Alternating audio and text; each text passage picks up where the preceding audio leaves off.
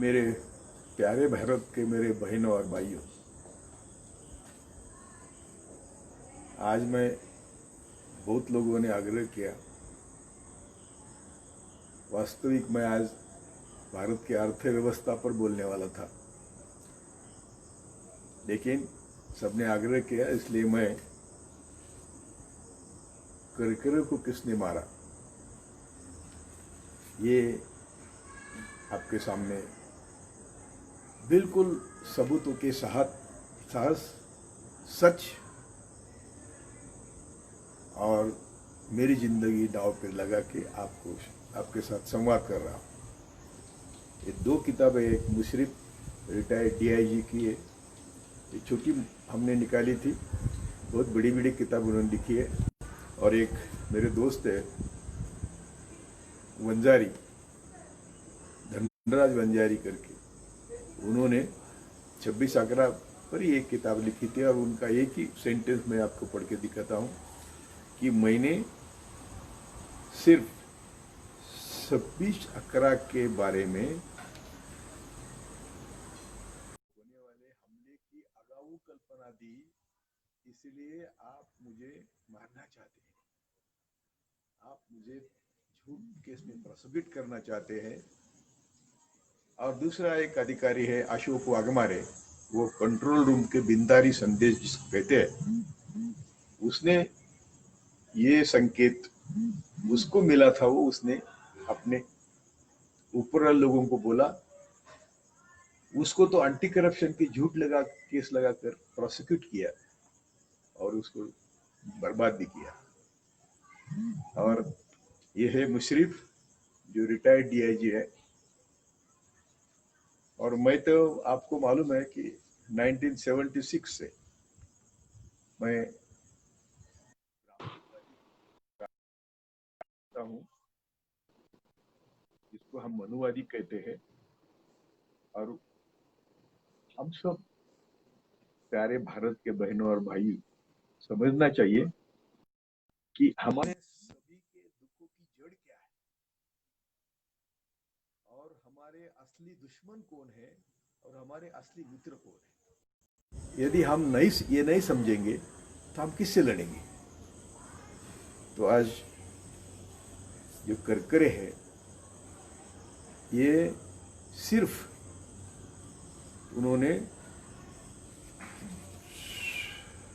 सितंबर 2008 में मेरे ख्याल से वो बने एटीएस प्रमुख। जून 2008 में वो एटीएस प्रमुख बने। और 21 सितंबर 2008 को मालेगांव के भिक्खू चौक जो बमस्फोट हुआ, उसकी जांच करने के लिए वो मालेगांव गए थे। उनके पहले जो एटीएस प्रमुख थे वो रघुवंशी करके थे, और उन्होंने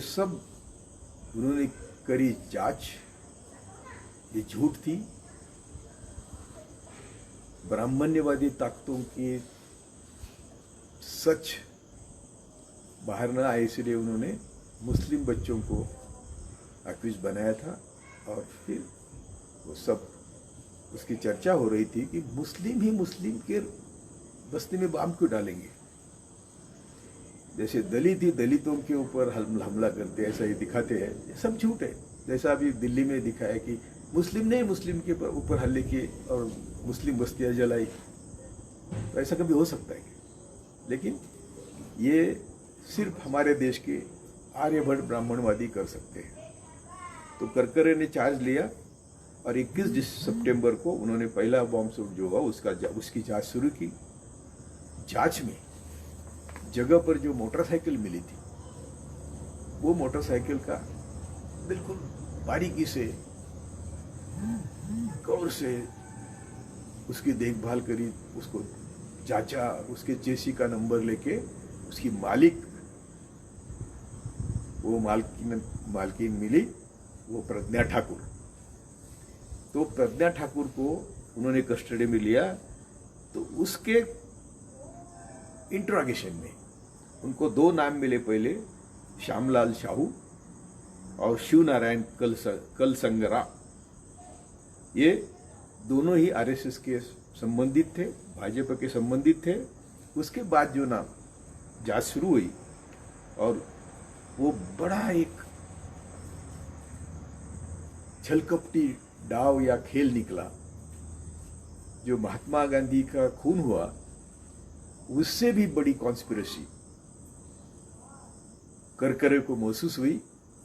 तो जांच की फिर गंभीरता बढ़ी और बाद में उनको इसी कॉन्स्पिरेसी में शामिल कर्नल पुरोहित, मेजर रमेश उपाध्याय, जम्मू येथील शारदापीठ के महंत दयानंद पांडे, समीर कुलकर्णी वगैरह वगैरह 11 लोगों के नाम उनको उसमें मिले और ये सब संघ के पदाधिकारी थे। तो ये इनका क्या काम था, इनको क्या करना था? तो इनको पहले इनके कस्टडी में से यानी पुरोहित और दयानंद पांडे के 2 लैपटॉप और पुरोहित का 1 लैपटॉप ये करकरे ने जब्त करे। वो करने के बाद जितनी स्फोटक इंफॉर्मेशन या जानकारी उसमें से जो मिल रही थी, तो करकरे भी खुद शॉक हो गए।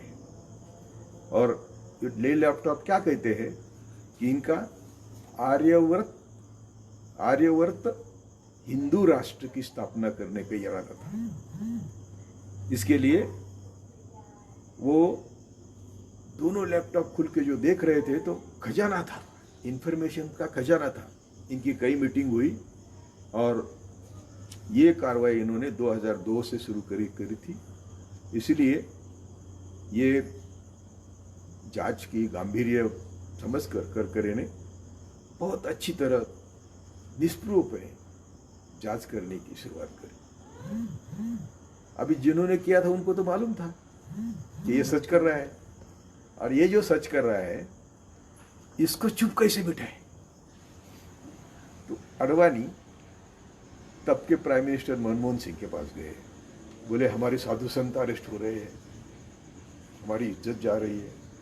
तो मनमोहन सिंह बोले कि ठीक है, मैं यदि वो आप बोलते हो सही है तो मैं वो सब रोकूंगा, मैं करकरे से बात करता हूँ। उन्होंने करकरे को बुलाया, करकरे पास इस लैपटॉप थे, सभी साइंटिफिक एविडेंस था, वो मनमोहन सिंह को उन्होंने दिखाया।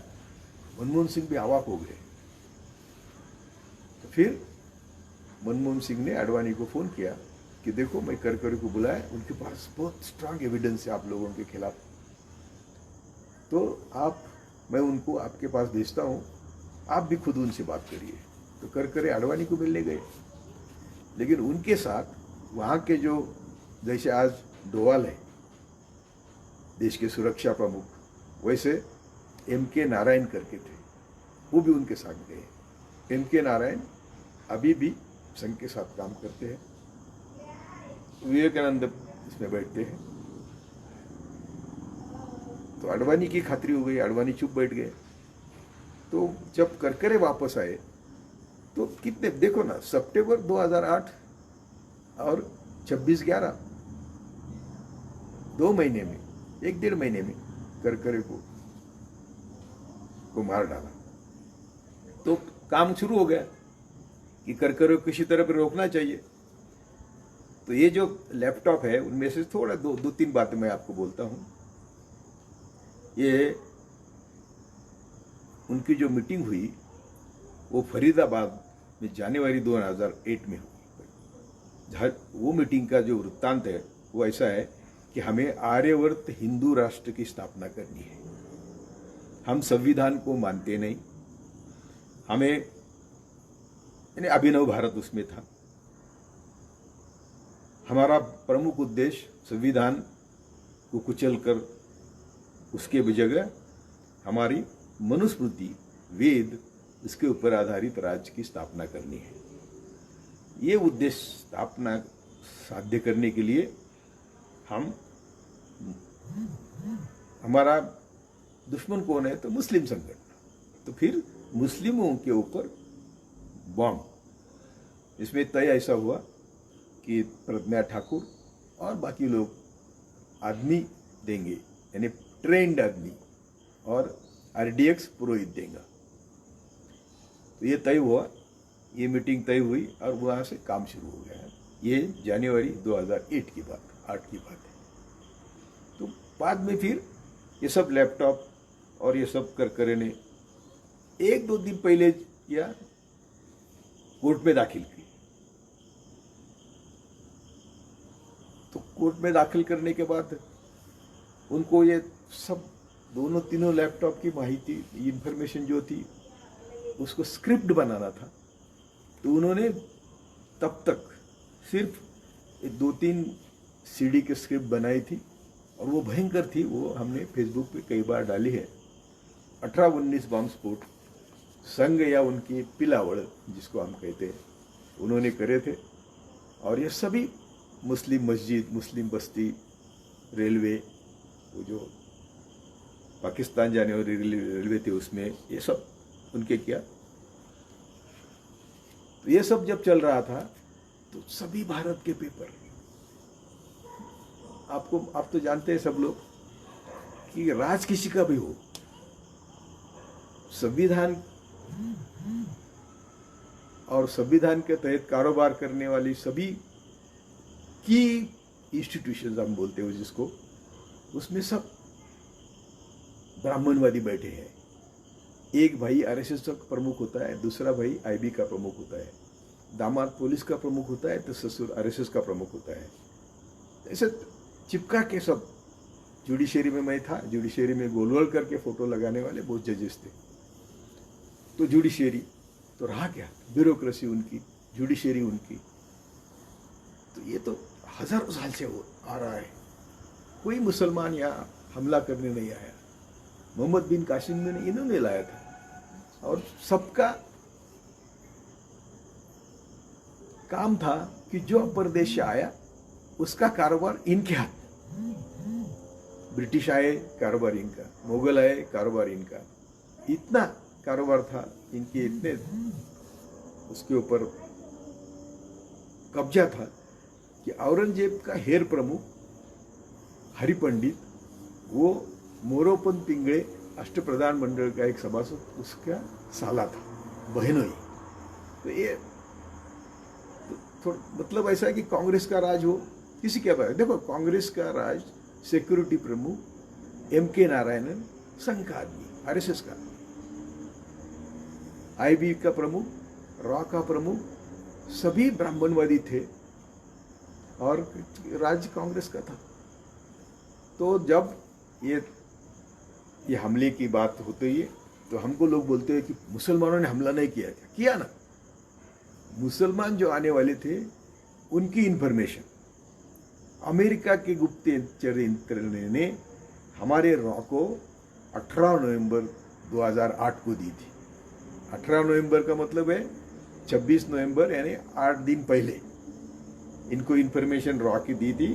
और क्या इंफॉर्मेशन थी कि एक बोट, लश्कर तोयबा की एक बोट अतिरेक को लेके भारत की हद क्रॉस कर रही है। और तब क्या था, तो भारत के हद में गुजरात के पास हमारे नेवी का कुछ वर्षगांठ बना रहे थे और सभी वहां जहाज, एरोप्लेन सब थे उधर नेवी के।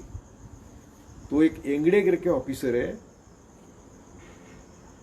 और यहाँ रॉ को मिली, रॉ ने ये इंफॉर्मेशन आईबी को दे दी, लेकिन आईबी ने जिनको देनी चाहिए थी इंफॉर्मेशन वो दी नहीं। कुछ जिनके पास कुछ पावर नहीं, उनको एक रिकॉर्ड के दिखाने के लिए इंफॉर्मेशन दी, लेकिन जो की पोजीशन पे लोग थे उनको इंफॉर्मेशन नहीं मिली।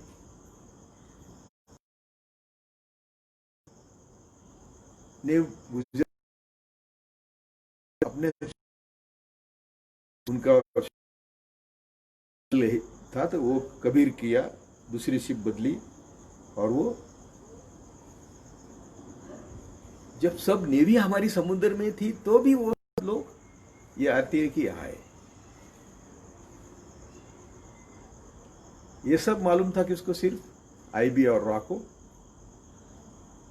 और ये जो अभी मैंने दिखाया, ये जो ऑफिसर जिन्होंने टॉप मोस्ट बॉसेस को सिर्फ कर भी मालूम था नहीं था, सब ब्राह्मणवादी ऑफिसर को मालूम था। ब्राह्मणवादी ऑफिसर कर ब्राह्मण होते हुए भी हम उनको ब्राह्मणवादी नहीं कहते।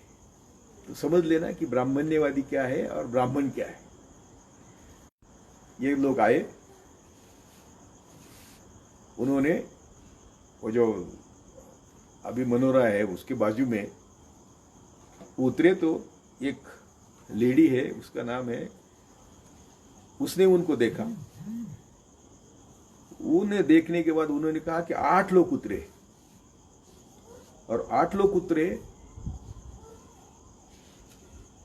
तो उसने 6 लोग पहचाने, और वो 8 लोग कहते थे, इसलिए उनको साक्षीदार करके उनका एविडेंस लेकर भी उनको एग्जामिन नहीं किया, क्योंकि उनको 10 लोग दिखाने थे। फिर गुप्तचर का जो कौन प्रभाकर आलोक था, उन्होंने ये जो इंफॉर्मेशन थी वो देश को दी नहीं, जिनको देनी चाहिए थी वो दी नहीं। एक 20 नवंबर को एक लेटर लिख के, जिनके पास कोई अधिकार नहीं उनको लिखने को बताया कि कोस्टल गार्ड को ये इंफॉर्मेशन दी जो नेवी के प्रमुख को देनी चाहिए थे। उसके बाद ये लोग जो आए, तो देखो अब ये तो पहुंच गए, आके उन्होंने ताज और ओबेरॉय पर हमला किया। लेकिन अभी आईबी का छलकपटी चाल जो थी वो किसी को मालूम नहीं थी। सीएसटी पर हमला हुआ, वो वहाँ का अटेंशन डाइवर्ट करने के लिए सीएसटी पर हमला किया। वो हिंदुत्ववादी थे, उनके बाद 2 फोन भी मिले, मोबाइल मिले। उसके पहले भी एक इंफॉर्मेशन थी कि 35 फोन हमारे रॉ ने कलकत्ता से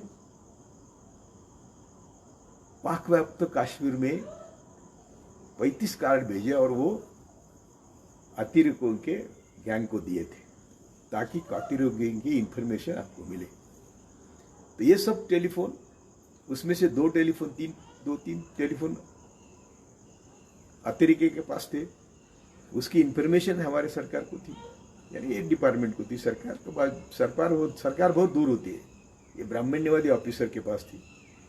तो उन्होंने जो मोबाइल उनके चालू करे, वो 2-4 किलोमीटर बॉर्डर रहने के बाद शुरू करे। तो मोबाइल से भी वो उनको पकड़ सकते थे कि मोबाइल उनके शुरू हो गए, कार्ड के नंबर इनके पास थे। वैसे ही कार्ड सीएसटी ने वहाँ मिले, 2 फोन मिले। ना वो कार्ड का जांच में उल्लेख है, ना ये मोबाइल का जांच में उल्लेख है, लेकिन एग्जामिन नहीं किया कोर्ट के सामने, दिखाए नहीं कोर्ट के सामने वो फोन क्या है। तो फिर हुआ क्या, बाद में करकरे को इन्फॉर्मेशन दी गई घर में फोन करके कि आप सीएसटी पे जाओ।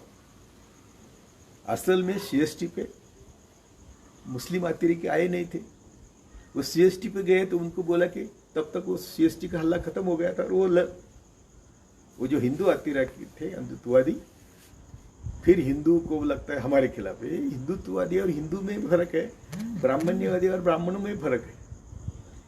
तो उनको लगा, वो भागे, तो वो गए कहाँ, वो रंग भवन या कामा हॉस्पिटल के बाजू। वो कामा हॉस्पिटल में घुस गए और करकरे को कामा हॉस्पिटल के सामने जाने को बोला। वो तो छुपे हुए थे वहाँ। तो करकरे को पर नियोजित हमला था, करकरे को खत्म किया, उसके साथ वो कामटे और सालस्कर बेचारे काम मारे गए। अभी क्या स्टोरी दी उन्होंने कि इस्माइल और कसाब, ये 2 अतिरेकियों की गोली से उनको भूना और वो मर गए। इसी समय में बोलने की जरूरत है कि बैलिस्टिक एक्सपर्ट कहता है कि इस्माइल और कसाब के वेपन से निकली हुई एक भी गोली की जख्म करकरे पर नहीं है। तो करकरे कैसे मरे, तो करकरे के जैकेट था, तो इनको यहां से वो .9 और कुछ पुलिस का पिस्तौल है, पुलिस के पिस्तौल से उनको मारा था। तो ये 2 सिर्फ जो ब्राह्मण्यवादी ऑफिसर का ये कट था, उन्होंने वो अतिरेकियों को दिए थे, तो वो हमला हुआ, वो मारे गए। और लोगों का लक्ष्य भटकाने के लिए कामा हॉस्पिटल में रात भर गोलीबारी करते रहे। वो भूषण गगरानी जो कभी कभार सीएम के सेक्रेटरी थे, और कामा हॉस्पिटल के लोग बोलते थे कि ये अतिरेक तो मराठी बोल रहे। वैसे दूसरे दिन न्यूज भी आई कि वो कामा हॉस्पिटल के अतिरेक के मराठी बोल रहे थे। तो अभी वहां से आए जो 8 लोग हैं, 6 लोग हैं, उनमें से कोई मराठी बोलने की तो गुंजाइश ही नहीं थी। और उनको एस्कॉर्ट करके, जो जब करकरे को मारने के बाद जो कोई भागा वहां से, उनको एस्कॉर्ट करके शहर के बाहर निकाल दिया। लेकिन दूसरे 2 अतिरेकी जो पुलिस कस्टडी में थे, वो लाके चौपाटी पर उनको मार दिया।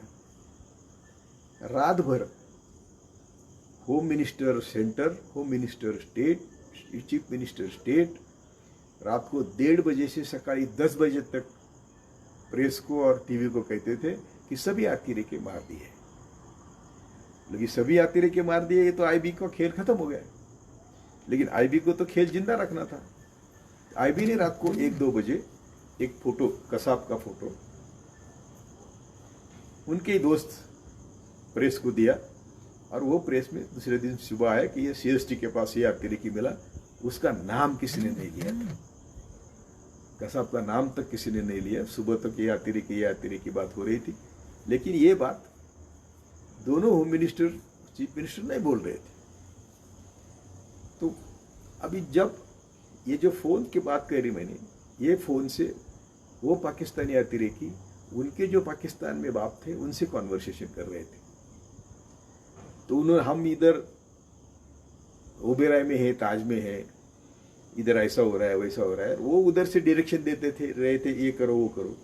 इस सब 72 आवर्स के कॉन्वर्सेशन में करकरे को मारने की बात ही नहीं, सीएसटी पे हमले की बात ही नहीं। और जब उन्होंने पूछा पाकिस्तान वालों ने कि अरे वहाँ क्या कोई कमिश्नर को मारा है, तो ये अतिरेकी बोलते हैं वो हमें मालूम नहीं, हमारा कोई नहीं उधर, हमको मालूम नहीं है क्या है वो। तो देखो अभी एक्सपर्ट बोलता है करकरे को हमने मारा, तो करकरे के शायद बॉडी पर जख्म नहीं। फिर बाकी की स्टोरी जो है वो आईबी ने दूसरे दिन बताई। अभी क्या बात है, एविडेंस क्या चाहिए अभी? यदि इन्वेस्टिगेशन ऑनेस्ट होता है तो पहली बात होती है कि वायरलेस कंट्रोल का सब रिकॉर्ड हस्तगत करना, क्योंकि वायरलेस से सब सूचना जाती है। करकरे को किसने बोला कहा जाओ, ये भी वायरलेस से आता है। तो वायरलेस का रिकॉर्ड ही नहीं है कोर्ट में। और जो किया बाद में बनवा बनी, ये मिसेस कामटे को वायरलेस का पहले उसने रिकॉर्ड लिया, तो वो गलत है करके दूसरा दिया, तो कुछ तो गड़बड़ है। तीसरी बात ऐसी कि लैपटॉप जो है कोर्ट में दाखिल किए थे करकरे ने, उसका आगे तपास ही नहीं हुआ। जितना करकरे ने किया उतना ही हुआ, उसके बाद कुछ नहीं आज तक। तीसरी बात थी कि केंद्रीय गृह विभाग, यानी क्या हो गया कि होम मिनिस्टर थे तब वो शिवराज पाटिल, जब उनको मालूम आया तो उन्होंने ये सब इंफॉर्मेशन होते हुए भी कैसा हुआ, इसके लिए इमीडिएटली एक कमेटी अपॉइंट करी, चीफ सेक्रेटरी और 1-2 लोग। वो कमेटी का रिपोर्ट बिल्कुल ये सब लोगों के खिलाफ था। तब तक ऐसी कुछ तिकड़म चलाई कि शिवराज पाटिल को रेसिग्नेशन देना पड़ा। और शिवराज पाटिल को रेसिग्नेशन देना और ये रिपोर्ट सबमिट करना एक बात हो गई, तो वो होम मिनिस्टर गायब है, तो आईबी ने वो रिपोर्ट भी छिपा के रखा, बाहर आने नहीं दिया। लेकिन वो बाद में प्रेस को मिला, इसलिए इंडियन एक्सप्रेस बाकी पेपरों ने वो दिया था रिपोर्ट, और वो मैं आपको बाद में बताता हूँ। तो तीसरी बात, ये रिपोर्ट, सबसे इंपॉर्टेंट बात है कि मैं पानसरे को जब मारा तो मैं पानसरे के नज़दीक था, और पानसरे को मेरा आखिरी फ़ोन था कि, और पानसरे ने मुझे आखिरी फ़ोन पे बात करी थी कि आप आइए, हम ब्रेकफास्ट करेंगे, और मैं गली में घूमता हूँ, आप आने के बाद हम साथ ब्रेकफास्ट करेंगे, इडली सांभर खाएंगे। वो पूछा उन्होंने मुझे, मैंने हाँ कहा। जब मैं वहाँ गया तो वो तब तक उनको मार गया था। तो उनका भी फ़ोन पुलिस ने जब्त किया था। पुलिस ने मुझे उस फ़ोन की जानकारी के बाद 2 साल के बाद फ़ोन किया मुझे मेरे नंबर पे, ये नंबर किसका है? मैंने कहा क्यों भाई? नहीं, बोले हम पानसरे के इन्वेस्टिगेशन कर रहे हैं, तो ये नंबर में उनका आखिरी फ़ोन है।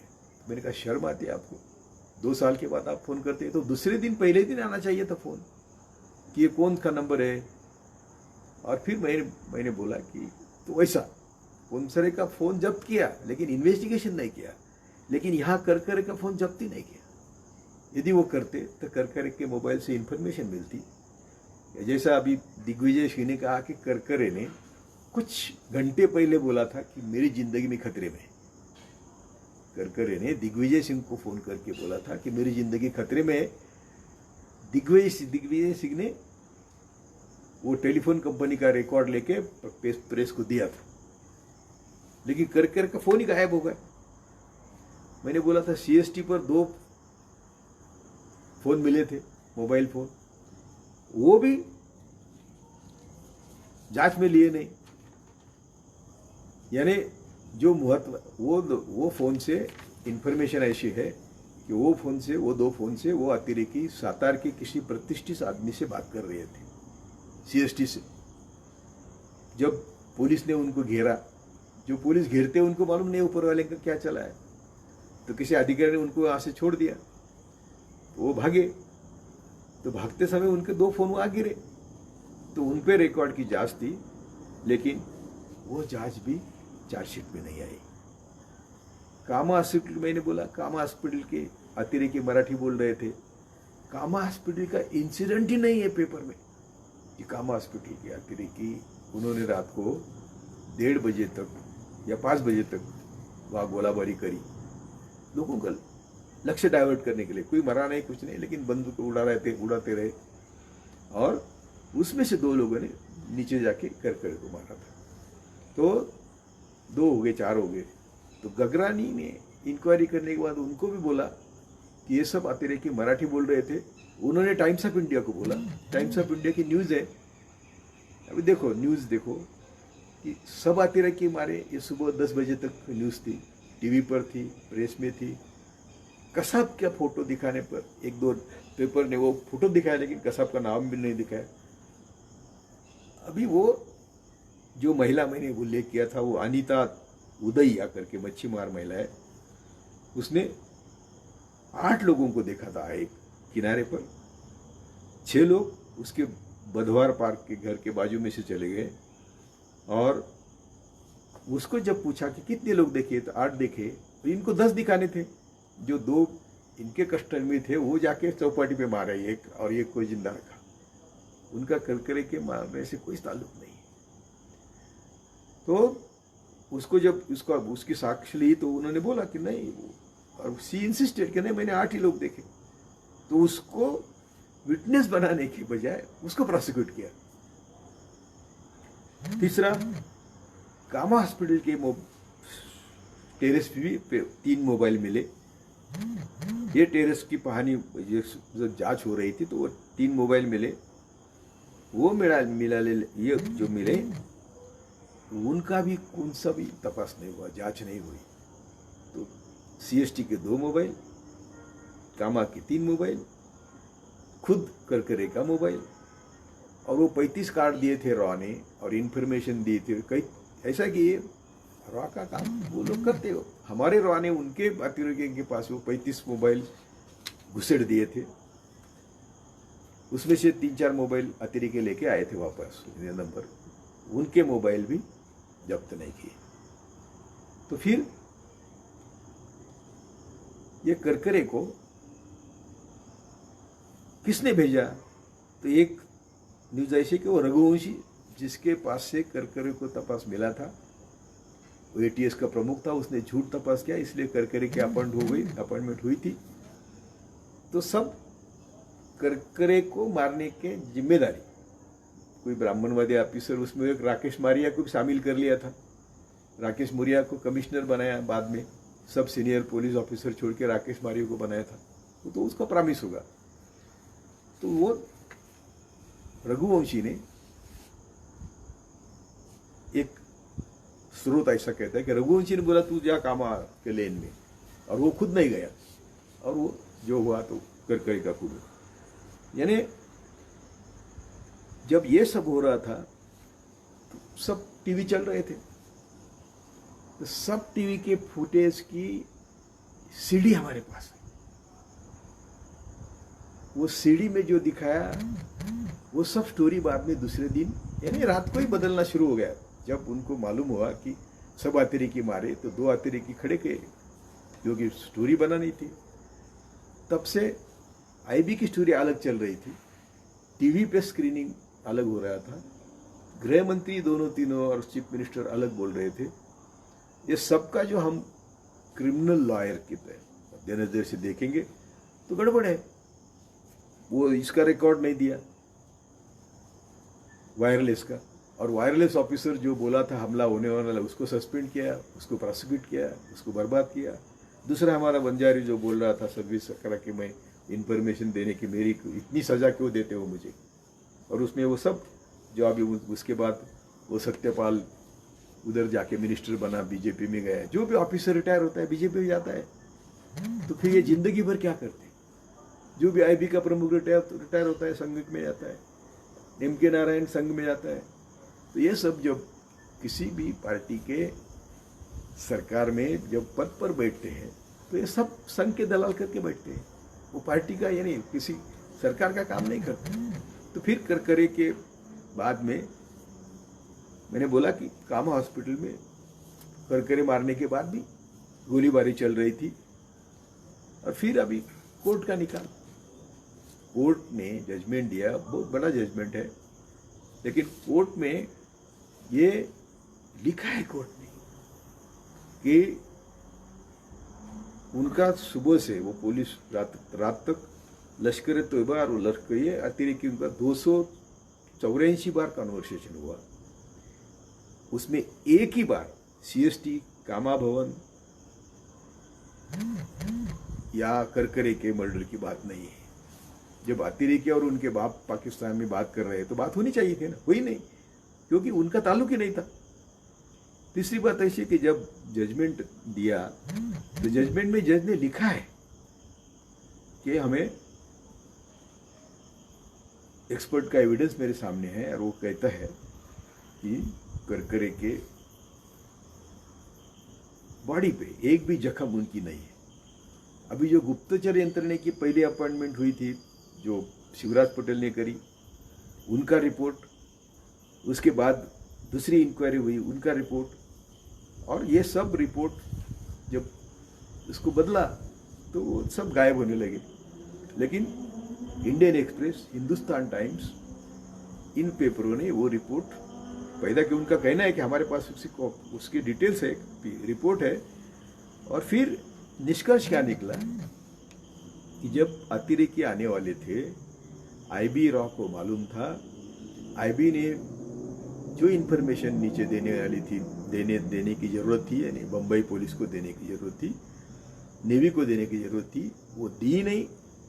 किसी छोटे ऑफिसर को, गार्ड को, जो गार्ड की हद होती है 4-5 किलोमीटर, उसको इन्फॉर्मेशन दी, वो भी जानबूझकर लेट दी, और वो उसने खोजा, उसको नहीं मिला। एंगड़े करके एक तटरक्षक है, उसने सबको, सभी पुलिस स्टेशन काठमांडू से सबको तटरक्षक को इन्फॉर्मेशन दी। मैंने बोला कि गुजरात के तट पर कुछ नेवी का दिन था, तो उसकी सब रिहर्सल चल रही थी। तो कितना बड़ा देश के साथ धोखा है कि तो भी वो जहाज वहां से निकल आता है।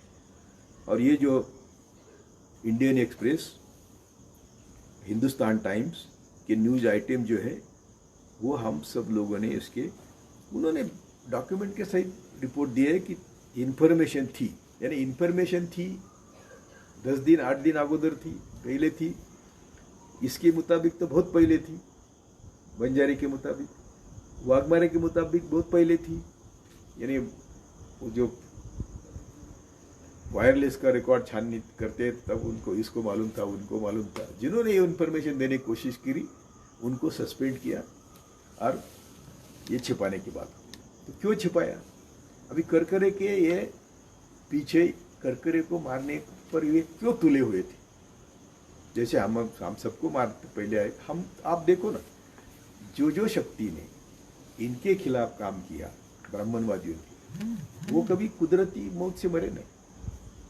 उनको कभी ना कभी इनको जब जब मौका मिला मार डाला। तो महात्मा गांधी को मारने की जो कॉन्स्पिरेसी थी, उससे भी ये कई बड़ी गुना कॉन्स्पिरेसी है। आर्यवर्त हिंदू राष्ट्र की स्थापना करना, संविधान को नकारना और वेद और स्मृति के तहत कॉन्स्टिट्यूशन बनाई थी, कॉन्स्टिट्यूशन बना के उसका राज लाना, उसके लिए इसराइल से नेपाल से संबंध करना, उनसे शस्त्रास्त्र लेना। आरडीएक्स पुरोहित जो मिलिट्री का सिटिंग ऑफिसर है, वो इनके जांच के लिए छोड़ा था कि ये सब आते रहे कि क्या क्या करते हैं। तो उनके इनमें शामिल हो गया, मिलिट्री का आरडीएक्स उनको दिया और प्रज्ञा ठाकुर, कला सांगर वगैरह लोगों ने आदमी दिए और ये बॉम्ब स्फोट करते रहे। ये करते रहे, लेकिन रघुवंशी जब तक था तो ये सब सामने नहीं आया। मालूम नहीं कैसा, लेकिन वो रघुवंशी को निकाला और करकरे को लाया। इसलिए जो कुछ हम अभी आपके साथ बोल रहे हैं वो सब करकरे की कर्तव्यगारी है। लेकिन ताज्जुब की बात है कि करकरे मारने के बाद जिसके पास से वो जांच वापस ली थी सरकार ने, महाराष्ट्र सरकार ने, उसी को जांच फिर एटीएस प्रमुख बनाया। यानी तो विथ वेंजेंस, जिसको हम कहते हैं कि दुश्मनी करकरे के साथ जिसकी थी, उसके पास फिर तपास गया। जो करकरे ने किया उसके साफ किया और करकरे की जांच या करकरे का तपास आगे बढ़ाया नहीं। तो आप सबको ऐसा लगेगा कि करकरे को मारने की इतनी क्या जरूरत थी। देखो ना, इतना बड़ा कट था, जो कट अभी तक सामने नहीं आया, कोई लाने की हिम्मत नहीं करता और शायद आएगा नहीं। वो 2 लैपटॉप वैसे ही पड़े हैं, वो सब मोबाइल वैसे ही पड़े हैं, जहाँ से साबित हो सकता है कि करकरे को मारने के लिए कौन कौन ऑफिसर शामिल थे। लेकिन वो सब नहीं हुआ और करकरे के मारने की जरूरत है। करकरे ने, ये 26 की बात है, 25, 24, 23 की आप सब न्यूज़पेपर देखो, सब भारत के न्यूज़पेपर करकरे पर टूट पड़े थे कि साधु संत को अरेस्ट कर रहा है। अरे ये कौन साधु संत है सर? बदमाश, मादरचोद, देशद्रोही, ये क्या साधु संत है क्या? अभी दयानंद पांडे का कन्फेशन है कि भागवत आईएसआई से पैसे लेता है। पुरोहित का कन्फेशन है भागवत आईएसआई से पैसे लेता है। आईएसआई कौन है? आईएसआई तो पाकिस्तान की एजेंसी है ना। और वो पुरोहित यहाँ के पुणे के एक नेता के पास गया था, आष्टेकर करके, और बोला ऐसा ऐसा है। और उसने एक जोशिया कुलकर्णी करके शार्प शूटर भागवत को और बाला साहब ठाकरे को मारने को अपॉइंट किया था। तो यहाँ तक ये बात थी, क्योंकि वो हिंदू के खिलाफ मुस्लिमों के पैसे लेते थे। तो मेरे भाइयों, ये एक हो गया। ऐसे कई उदाहरण हैं कि जो करते वो नाम मुस्लिमों को लेते हैं।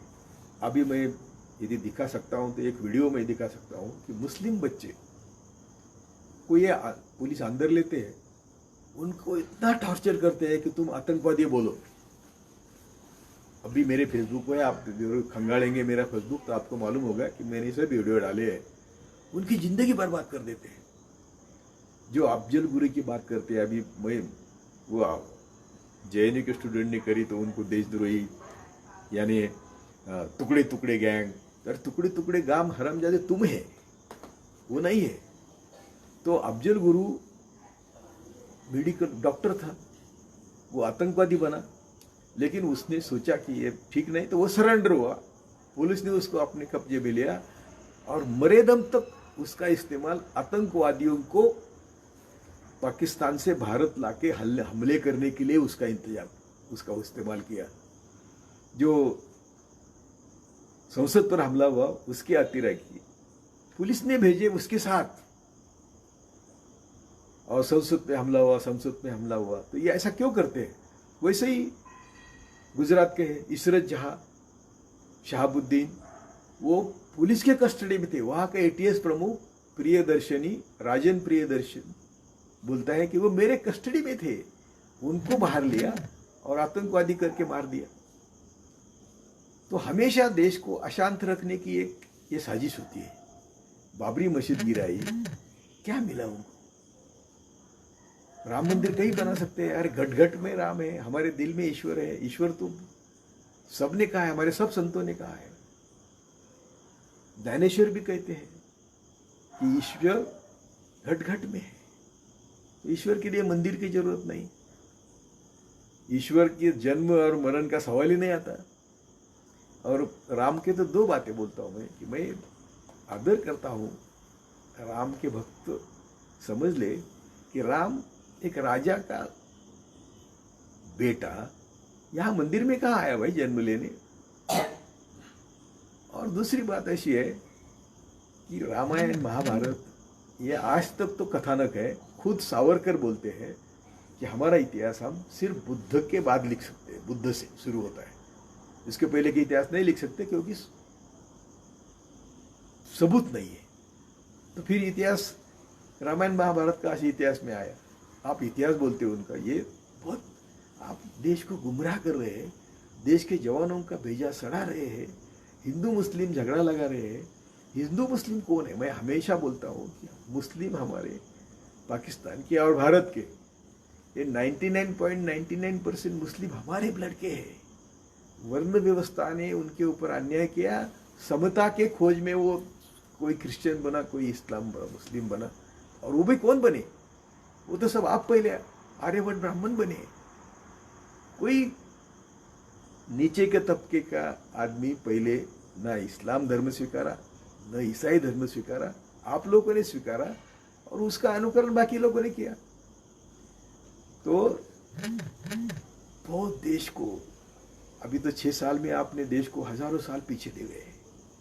अभी परसों मोदी बोलता है इतने तारीख को, जब 24 को 25 को लॉकडाउन किया तो भाषण क्या है उनका कि महाभारत की लड़ाई हम 18 दिन में जीते थे, कोरोना की लड़ाई हम 21 दिन में जीते। तो ये जो बात बना के हमको गुमराह हो रहे, हम करकरे के बारे में जो मैं बोला हूँ वो सबूत के साथ बोल रहा हूँ, आपके सामने रखा हूँ। कोई भी इस पर इसके साथ हम बहस करने को तैयार है, लेकिन वो करते नहीं।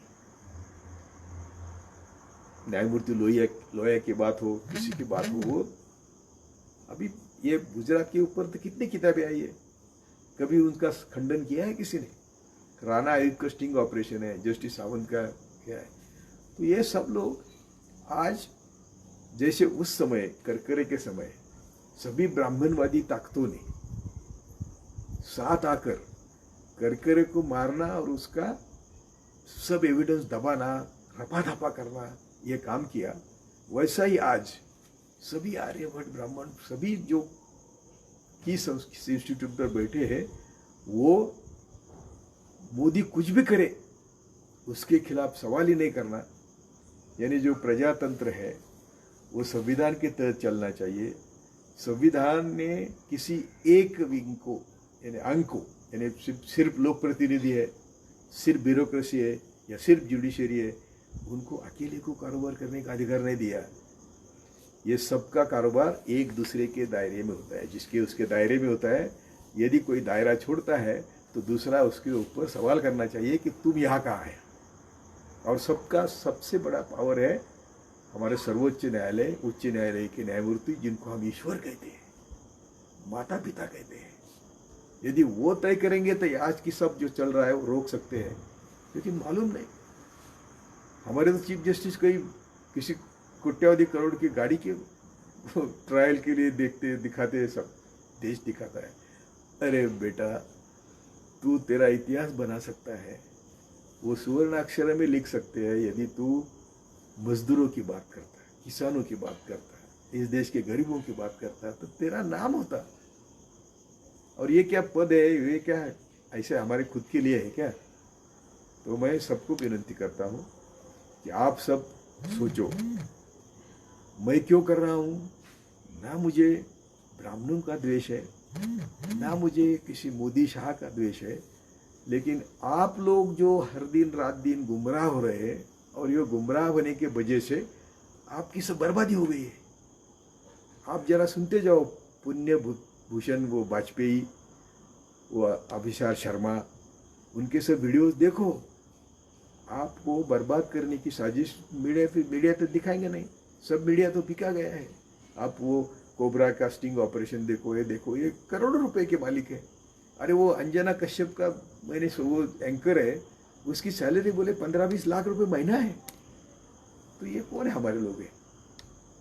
तो मैं सब आपको विनती करता हूँ, घर में बैठे हो तो सोचो, जरा पढ़ो और देश को इस गंदगी से बाहर निकालने के लिए, अपनी जिंदगी न्योछावर करने के लिए तैयार हो जाओ।